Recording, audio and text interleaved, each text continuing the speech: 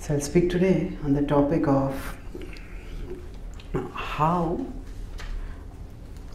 when life hurts us, don't let the mind hurt us more.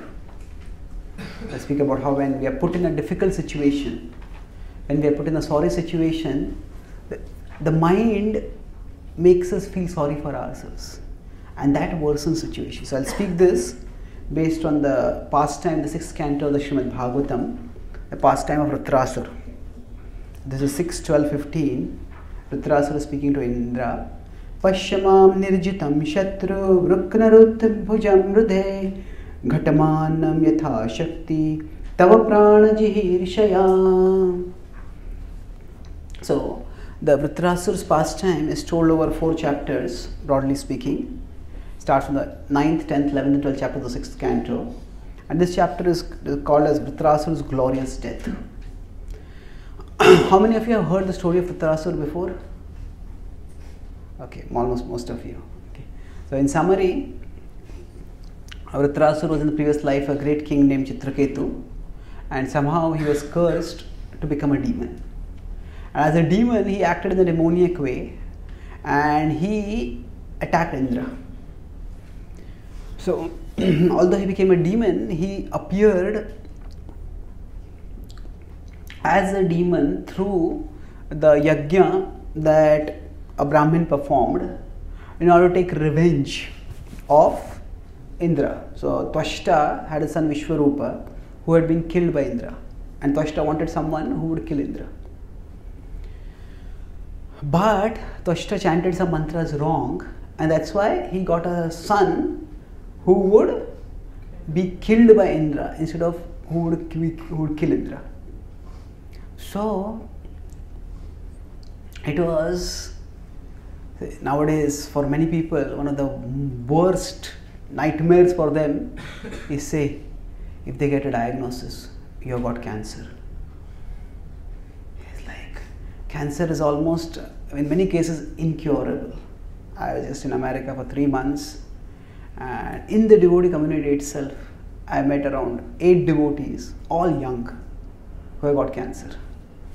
And they're all in different stages. Some are fighting and have got cured of it. Some are about to begin the fight. Some are just, it's so advanced that it's only a matter of time before the body falls apart. So in such a time, a big problem that comes is the gloom and doom in the mind. That actually cancer, my life is over now.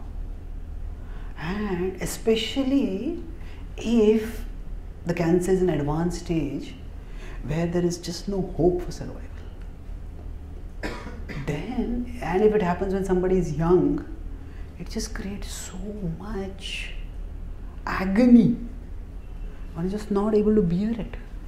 I knew one devotee couple in America, and Mataji, she's got cancer. They're thinking that, when I see when I got cancer and my husband has to work so much hard to take care of me, they have 2 kids to take care of them. They're thinking, who will take care of them afterwards? She's become physically not very injured, but the cancer has made her a mental wreck. And it's not just she alone, it happens to many, many people. So now, why am I giving the example of a cancer? It's like Vritrasura was born with a death sentence. He says, you are born, and his father also realized when he chanted the mantra, oh, I chanted the mantra wrong. But the child is already born. So right from his birth, it was known that he is going to die. And he is going to die at the hands of Indra. But now, if we know that, okay, I'm going to die at the hand of Indra, he will stay far away from Indra. Isn't it? But curiously, he goes and attacks Indra. And not only attacks Indra, actually Indra and the Devatas are so powerful that seeing their attack, all the soldiers on his side run away. And he's left all alone. But instead of being fearful, instead of himself running away, he goes to the soldiers and says, what kind of cowards are you? Fight here. And they refuse to fight. He fights alone, and he fights so forcefully that Devatas panic. And many of the Devatas, soldiers and warriors, just run away.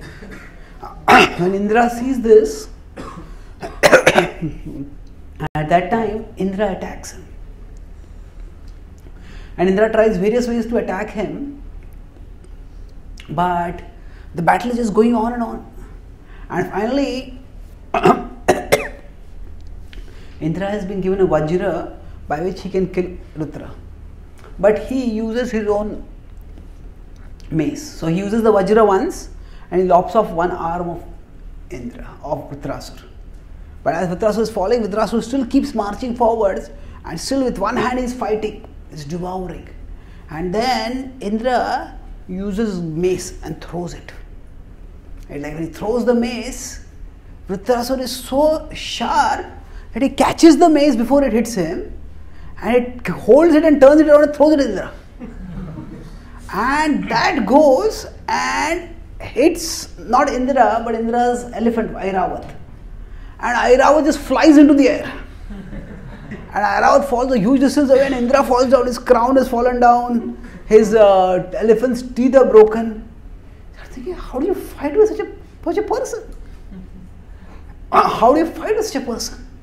So to give a more contemporary example, suppose there is a champion leg spin bowler and he gets anybody, just bowls such a googly, gets a player out. And he bowls a googly and the batsman hits the googly for a sixer. What should I do now? It's my best weapon. So Indra is just, he feels so ashamed of himself, so disheartened, just standing there. So at that time, what does Vritrasura do? Vritrasura tells Indra, come on, fight. Says, come on, get up and fight.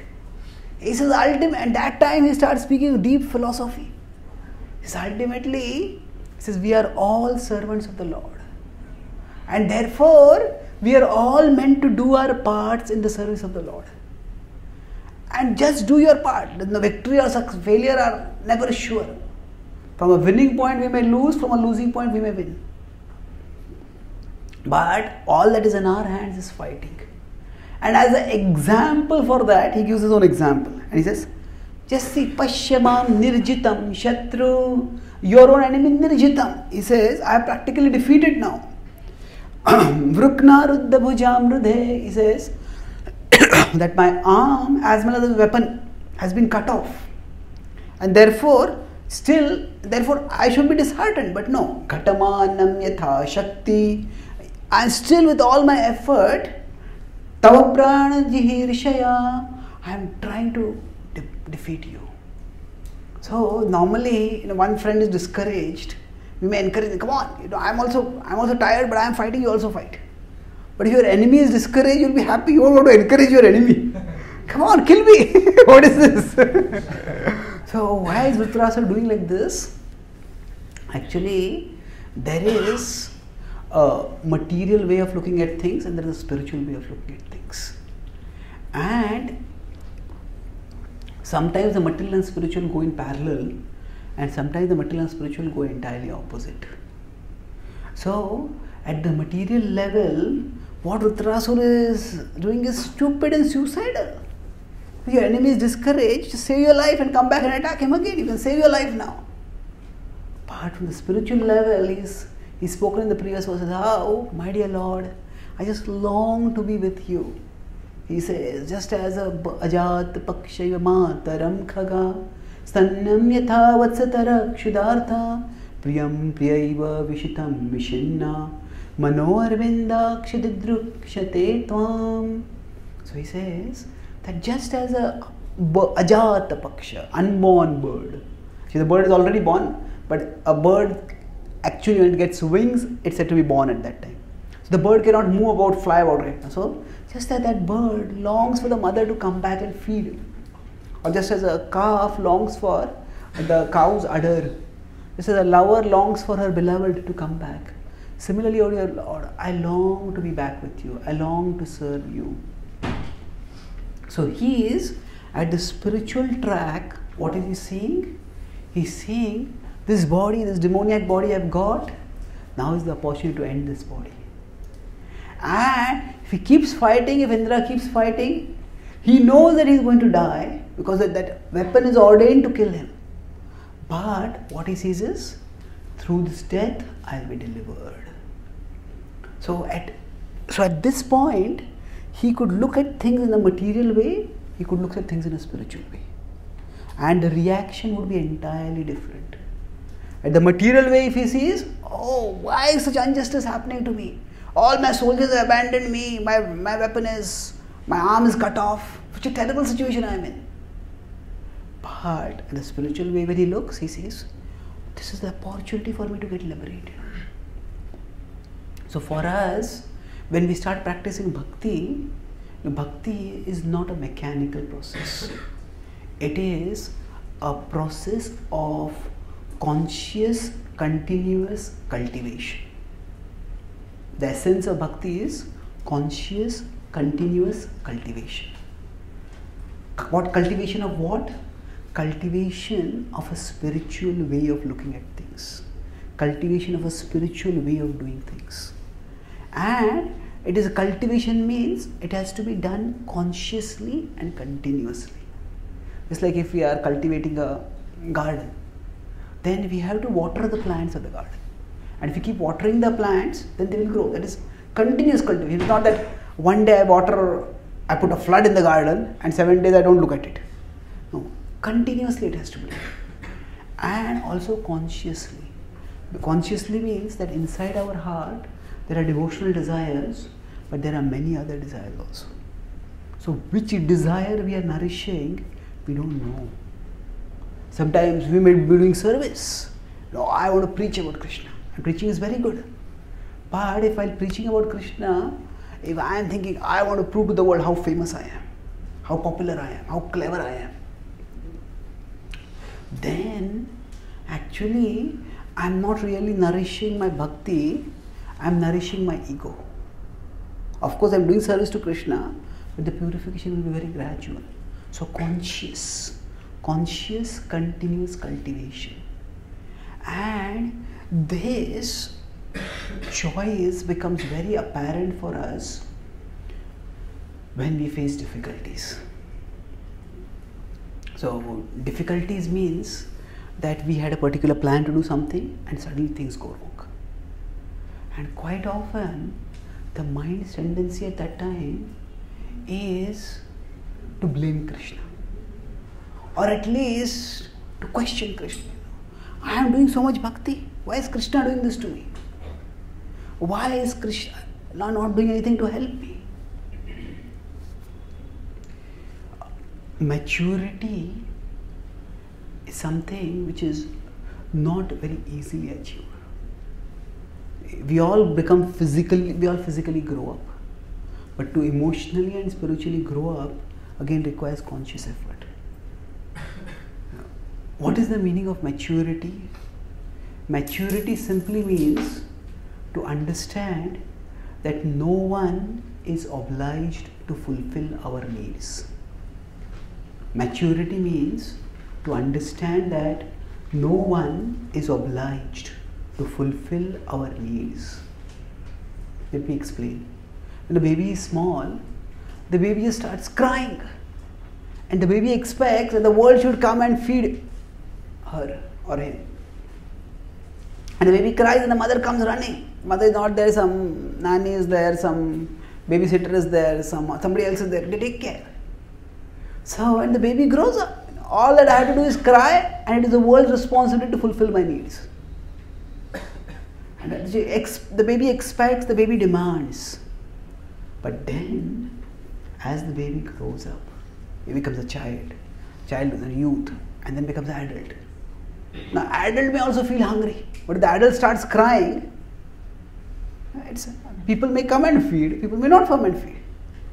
The adult understands that if I am hungry, it is my need, I have to arrange to fulfill it. Okay, I may have to earn a living, or I have to go to some friend who can provide me some help. I have to go somewhere where I can get my needs fulfilled. So it is not that the need will not be fulfilled, but fulfilling the need is not the world's responsibility. Fulfilling my need is my responsibility. This understanding that no one is obliged to fulfill my needs, this understanding is the defining characteristic of adulthood. As long as we think the world is obliged to provide me things, to that extent, we are still in infancy or childhood. Infancy or childhood, we cry, and I want this toy. And we don't do anything, we just keep crying, the mother provides the toy. The mother or father provides the toy.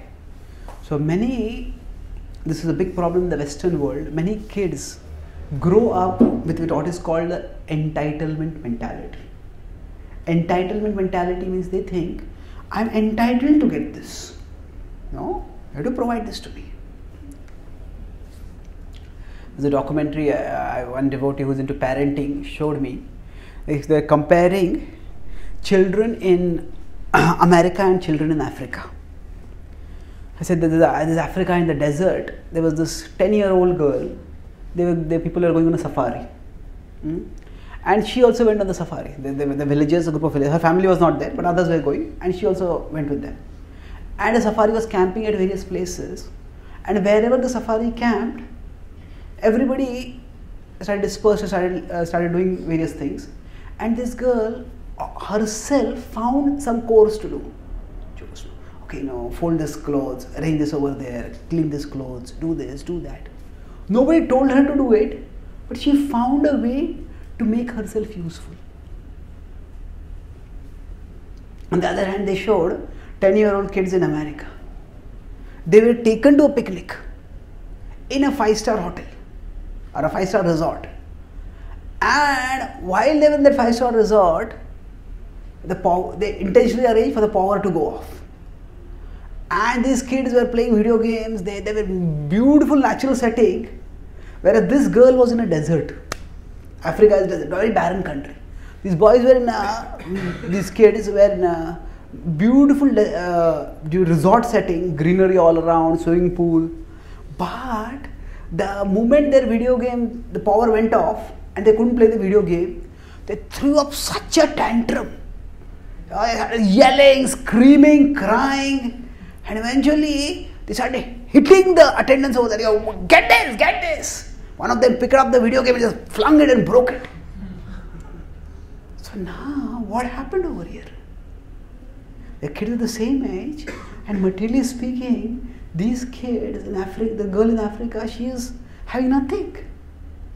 But the difference is of the entitlement mentality. Entitlement mentality means, I'm entitled for this comfort, I'm entitled for this enjoyment. Whereas that girl in Africa, she had grown up in a poor family, had no entitlement mentality. See, in life, when we work in any relationship with anyone, there are two aspects of the relationship. There is expectation and there is contribution. We expect something from someone and we contribute something to someone.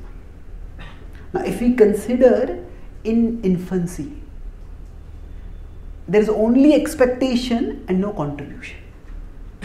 I cry, my mother will come and feed me. I demand for this toy, my parents will provide me the toy. But as we grow up, we start understanding that my contribution needs to increase and my expectation needs to decrease. In fact, if we grow adult and our parents grow old, then the parents may not contribute anything. But it is we can't expect much from them, rather we have to contribute to them. When this understanding, so maturity means that we decrease our expectation from others and increase our contribution to others. So to the extent we do this, to that extent we will stay peaceful and purposeful. Peaceful means our mind, if we are expecting too much from others and we don't get it, if we are expecting too much from life, from the world, from God, we don't get it, we will be frustrated. Now, this dynamic which I talked about with the parents, the parents, children have expectations from the parents and they demand almost that the expectations be fulfilled. But as the child grows, now there is a finite way in which they recognize that actually my parents are also limited beings. I want this. A child may say, I want a toy, and the parents may give a toy. But the child grows up into a young man and he says, I want this girl. The parents don't have the power to provide a girl like that. The child has to, the adult has to become mature, responsible, and then they might be provided that. They might be able to get that. So what happens? Because the person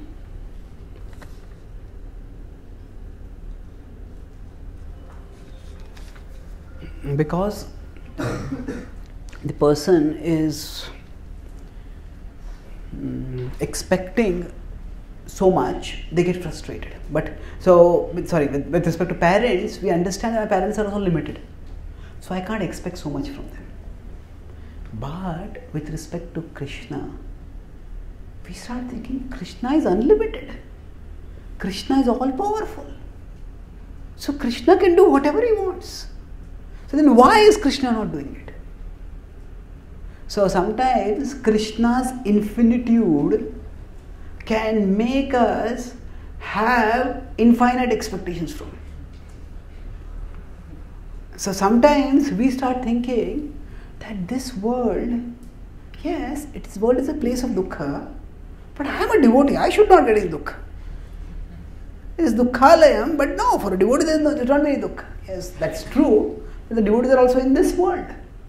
What defines a devotee is not that distress does not come at the physical level or the mental level. It is that the devotee transcends the physical and the mental level by absorption in Krishna. So, if it's cold, it's going to be cold for everyone, whether you are a devotee or non-devotee. If it's going to be hot, it's going to be hot for everyone. So, but some people, they don't talk anything except about the weather. Oh, today the day is so bad, today it's so hot, today it's so cold. Okay, it's cold, move on with life now. What can you do about it? So, there are certain things which are just not going to change. They are the nature of the world. But sometimes we expect unrealistically from Krishna that there should not be problems in our life. I was in Canada about a month ago, and there's a devotee who's a psychotherapist. And he told me that he had been practicing psychotherapy for many years at an individual counseling level. And now he has started group psychotherapy.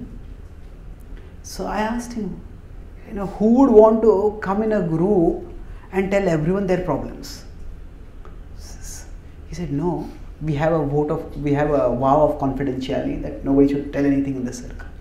But he said the big advantage of having group psychotherapy is that when everybody hears others' problems, they start feeling, my problem is not that bad. See, the mind, whenever we get problems, the mind makes us think, no one has problems like you have. You are suffering so much. And that is what makes us very miserable. I just gave a class before this on the mental health problems in today's world. What has happened? Why are mental health problems so much in today's world? Many reasons. One reason is that actually many people have a false expectation about the nature of life in this world. Because of technology, because of the media, because of the movies, we think that the world is a happy place. That things are going to be wonderful. And then when things don't turn out to be wonderful, we have grown with this entitlement mentality. Life is going to be great. If it doesn't turn out to be great, then the movies still keep showing on, oh, things are wonderful. People outside are still smiling. People are going on with their life. So we start thinking, I alone am suffering. Everybody is happy, I am suffering. Why am I so unfortunate? So this devotee told me that after one very good psychotherapy session, and everybody spoke their heart. Then he said, I did an exercise that I asked everyone, if every one of you could take out your problems and put them on the table, would any of you want to exchange anyone's problems? Nobody said, no, my problems are okay. So, actually, in this world, everybody has problems. And as devotees, if we start expecting that devotion will act as an insurance from problems, then that is an unrealistic expectation.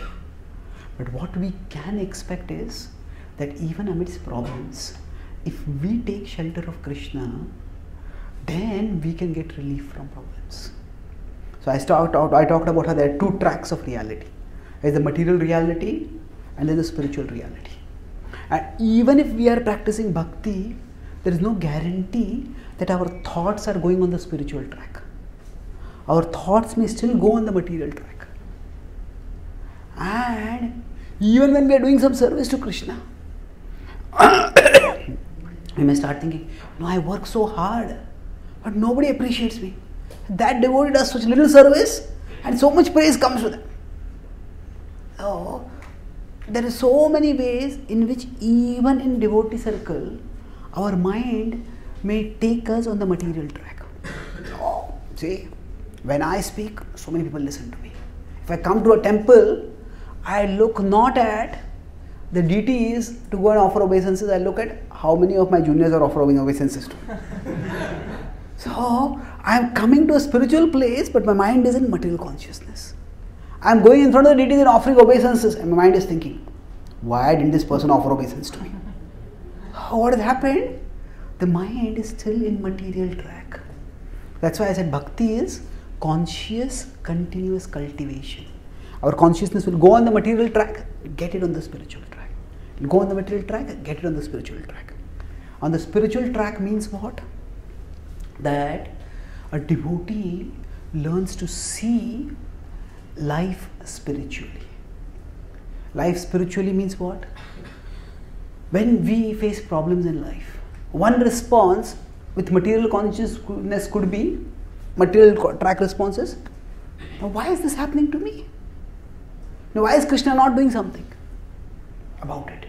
But on the spiritual track, the response will be, see, scripture had told this world is a place of distress.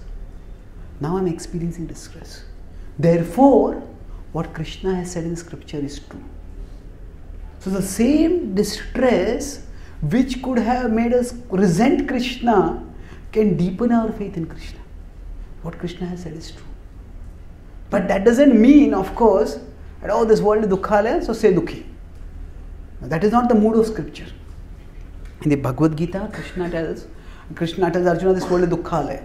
At the start of the Gita, Arjuna is dukhi. He is crying with tears in his eyes. Tam tatha krupaya vishtam ashru purna kulekshanam. Now Krishna doesn't tell Arjuna, oh, this world is dukkhalaya, you are dukhi, stay dukhi now. No, that is not the point. Krishna gives him the spiritual wisdom by which Arjuna regains his composure. In 18.73 he says, Nashto moha smriti labdha tat prasadan mayachyuta sthitosmi gata sandeha karishye vachanam tava. He says, sthitosmi, my mind has become calm. I have become composed. So what this means is that Krishna is also providing Arjuna the process by which to become calm even amidst life's storm.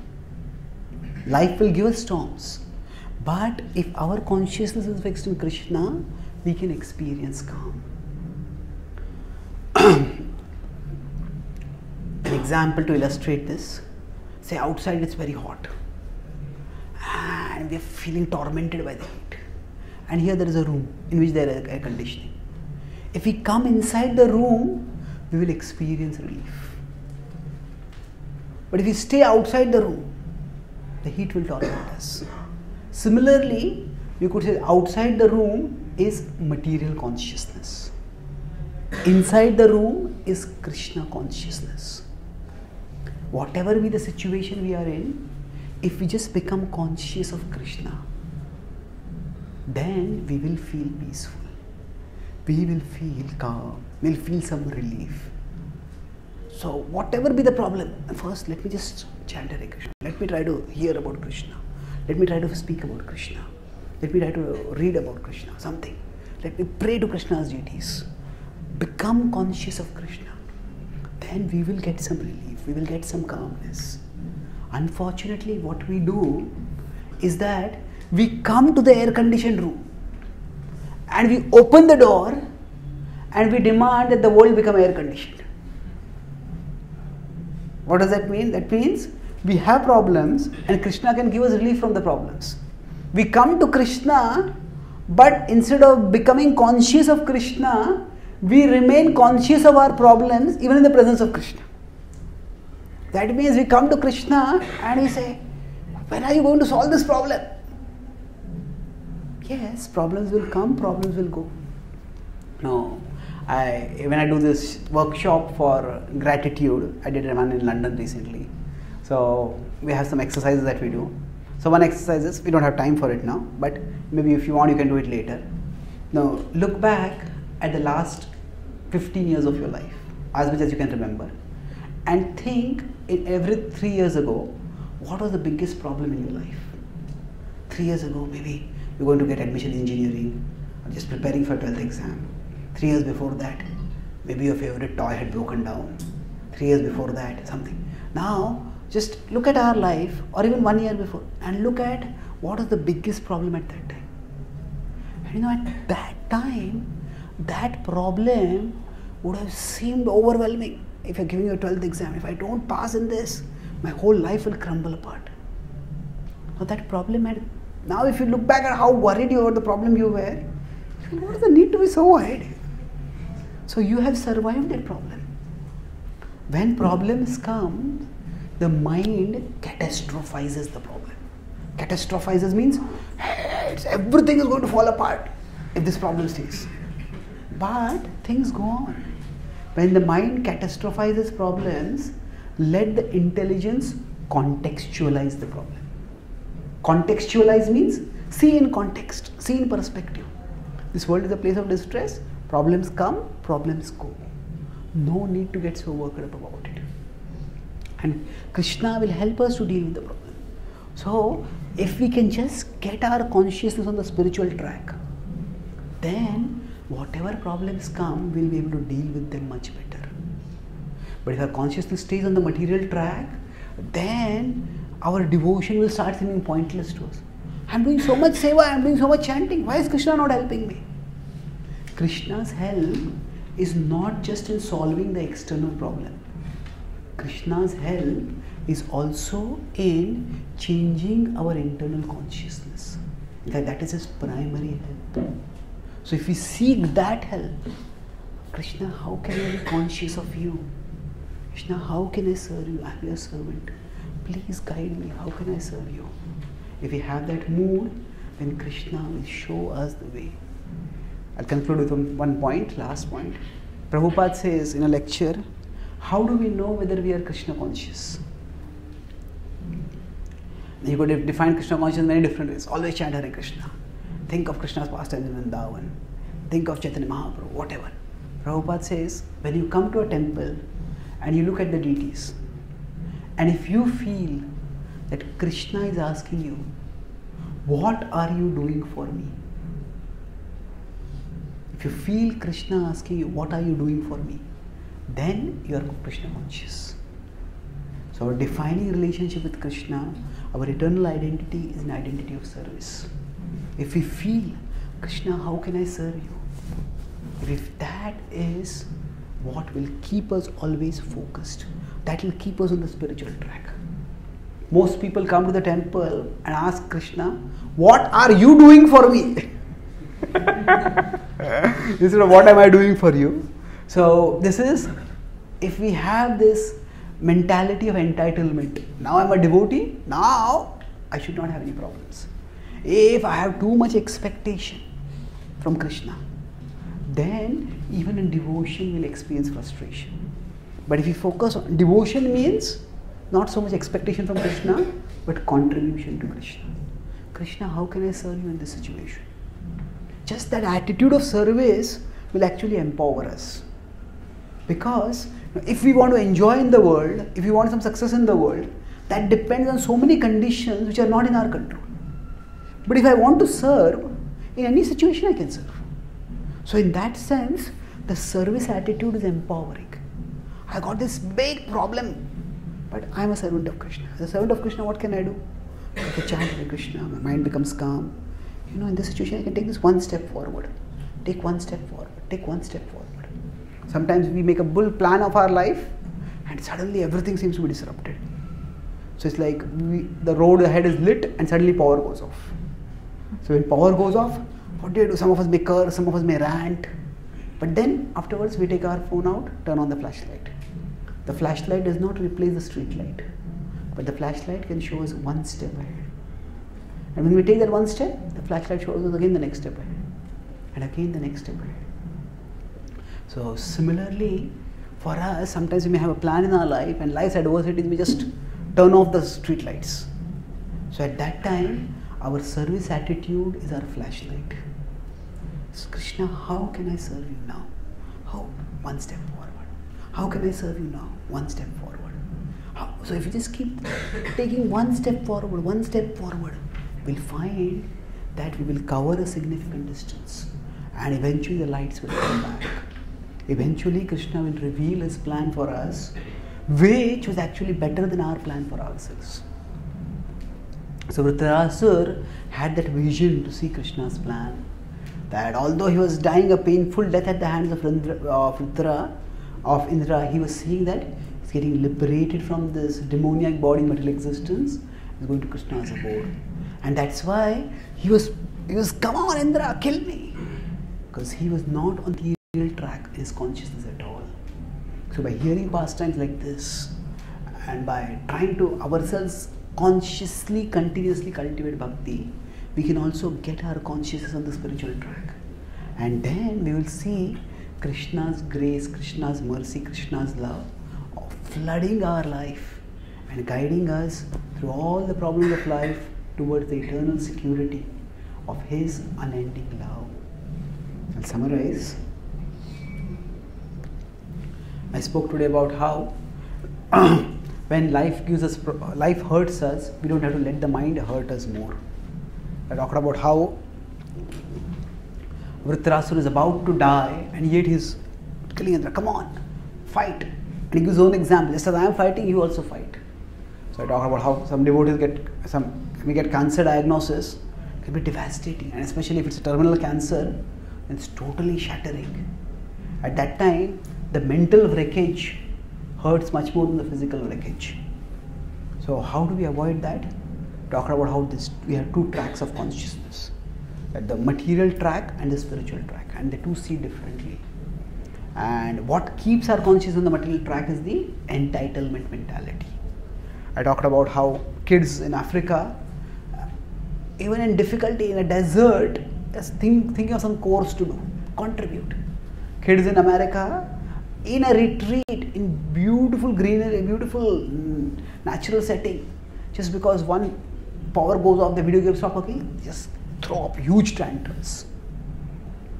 So maturity means to understand that no one is obliged to fulfill our needs. Fulfilling our needs is our responsibility. A baby cries and demands the world to fulfill its needs. But we, as we grow up, we understand crying is not of use. We have to work to fulfill our needs. So just as children expect a lot from parents and contribute very little, but as they grow up, their contribution increases and their expectation decreases. Similar dynamic has to apply to our relationship with Krishna. But because Krishna is infinite, so we have infinite expectations from Krishna, and we think Krishna can solve any problem in a moment. Why is he not doing it? And if we come with this entitlement mentality towards bhakti, then our bhakti will get choked, because we will feel Krishna is not doing anything for us. So Krishna is doing for us, but what is he doing? He's actually helping us to raise our consciousness above the material level. This world is a place of distress for everyone, devotees and non-devotees. The mind increases our misery by making us think that we alone are suffering, but everyone is distressed. I talk about the devotee psychotherapist doing group psychotherapy. So for us, when problems come, if we think this is a confirmation of what Krishna has taught in scripture, that this world is a place of distress, then problems coming can increase our faith. And then, just as Krishna provided solace to Arjuna by giving him the path to spiritual consciousness, then you can say, just as Krishna helped Arjuna overcome his misery, I can also overcome my misery if I become conscious of him. So it is our need to get relief from distress. But if we demand Krishna change the nature of the world, it's like we have the entry to the AC room, but we demand that the whole world be made AC. So getting our need fulfilled that I want to be relieved from heat. That is not the world's responsibility to become air conditioned. It is my need, so I have to go to a room which is air conditioned. Similarly, when the world is giving us problems, it is our responsibility to become conscious of Krishna, and that's how we will become relieved from problems. So the problem may still be there, but at least our mind's reactions will not worsen the problem. When we come to Krishna, better be conscious of Krishna, not conscious of problems. And to do that, we focus in our relationship with Krishna more on contribution rather than expectation. Not demand from Krishna, what are you doing for me? But ask, what can I do for Krishna? So when life becomes dark around us, our service attitude can become a flashlight, which will show us one step ahead, one step ahead, one step ahead. And in that way, even through the darkest of life's problems, we will be able to go through and grow through in our devotion to Krishna. Thank you very much. Srila Prabhupada ki, Gaura Bhakta Vrinda ki, Jai Gaura Premanande.